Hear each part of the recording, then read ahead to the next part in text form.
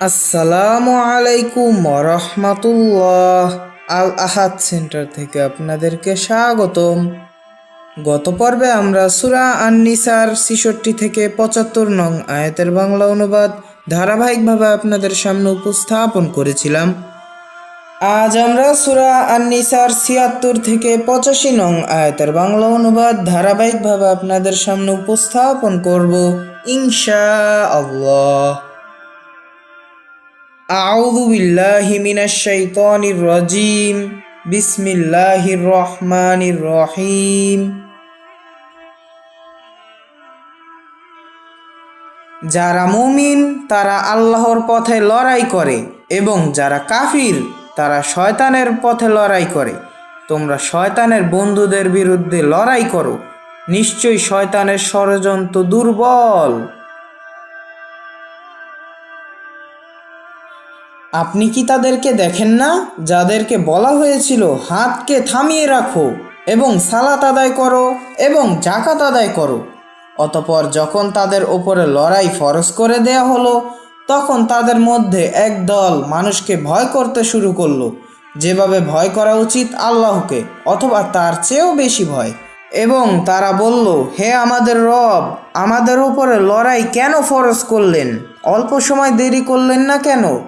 আপনি বলুন, দুনিয়ার ভোগবিলাস সামান্য সময়ের জন্য। যারা আল্লাহকে ভয় করে তাদের জন্য পরকাল উত্তম। তোমাদের প্রতি বিন্দু মাত্র জুলুম করা হবে না। তোমরা যেখানেই থাকো না কেন মৃত্যু তোমাদেরকে ধরবে, যদিও তোমরা শক্ত নির্মিত উঁচু প্রাসাদে থাকো তবুও। যদি কোনো কল্যাণ তাদেরকে স্পর্শ করে তবে তারা বলে এটি আল্লাহর নিকট হতে।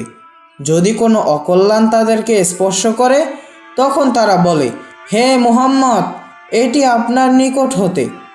আপনি বলুন, সব কিছুই আল্লাহর নিকট হতে। কি হলো এ জাতির যে তারা কথা বোঝার নিকটবর্তী হয় না? আপনার ওপরে যে কল্যাণ আসে তা আল্লাহর নিকট হতে এবং যা অকল্যাণ আসে তা আপনার নিজের কারণে।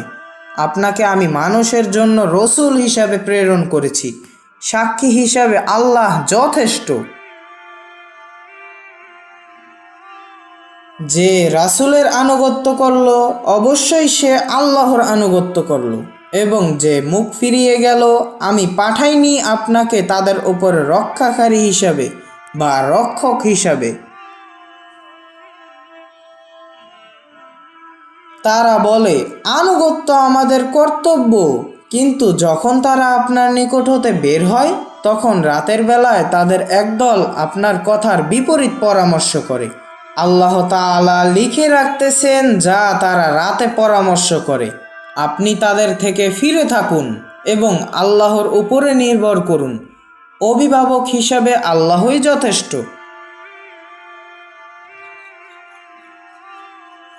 তারা কি কোরআন নিয়ে চিন্তা ভাবনা করে না? যদি হতো কোরআন আল্লাহ ছাড়া অন্য কারো নিকট হতে, তবে তারা উহার মধ্যে অনেক মতভেদ দেখতে পেত। যখন তাদের কাছে কোনো খবর আসে শান্তির অথবা ভয়ের, তখন তারা উহা ছড়িয়ে দেয়। যদি তারা উহার রাসূলকে জানাতো এবং তাদের নেতাদেরকে জানাতো তবে বিষয়টা জেনে নিতে সক্ষম হতো তারা, যারা তাদের মধ্যে সিদ্ধান্ত গ্রহণ করতে সক্ষম। যদি না হতো তোমাদের ওপরে আল্লাহর অনুগ্রহ এবং তার দয়া, তাহলে তোমাদের অল্প সংখ্যক ছাড়া তোমরা শয়তানের অনুকরণ করতে।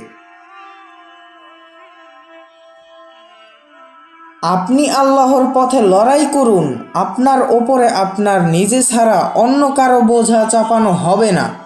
আপনি মুমিনদেরকে উৎসাহিত করুন, সম্ভবত আল্লাহ কাফিরদের শক্তিকে প্রতিহত করবেন। আল্লাহ তাআলা কঠিন শক্তির মালিক, কঠিন শাস্তিদাতা। যে ভালো কাজের সুপারিশ করে সে উহার একটি অংশ পাবে, এবং যে মন্দ কাজের সুপারিশ করে সে উহার একটি অংশ পাবে। আল্লাহ তাআলা সব কিছুর ওপরে ক্ষমতাবান।